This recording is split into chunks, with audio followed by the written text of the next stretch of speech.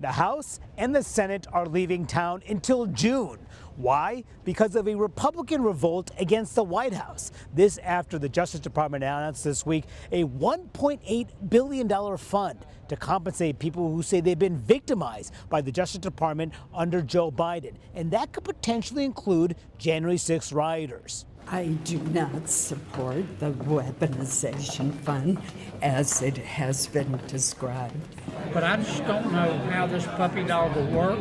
This is bad policy, it's bad timing, and it's bad politics. Todd Blanche, the acting attorney general, came and met with Republican senators for nearly 2 hours on Thursday afternoon, and he was grilled, I'm told, about this fund, many of them demanding answers, many of them unsatisfied as they left that meeting, and many of them saying they could not vote to advance a bill dealing with immigration enforcement, tens of billions of dollars that Donald Trump demanded to be on his desk by June 1st unless there were changes to that DOJ program. I think it's a gutless move by the Senate. I think they ought to be ashamed of themselves. But are you worried about November?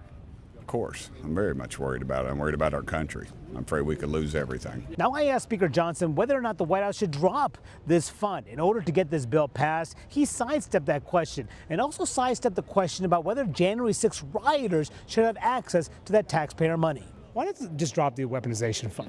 It's not my call. We're waiting to see what the Senate sends us. They're working through that. So. But it's obviously a problem, political problem. I mean, you guys are leaving town without passing this major priority. I'll process whatever the Senate sends me, and they need obviously a little bit more time to build consensus, so that's what they've decided to do. So. But the way the White House has handled this has caused enormous frustration among Republicans who wanted to get that immigration bill passed. One Senator, Ron Johnson, told me it was a galactic blunder by the White House.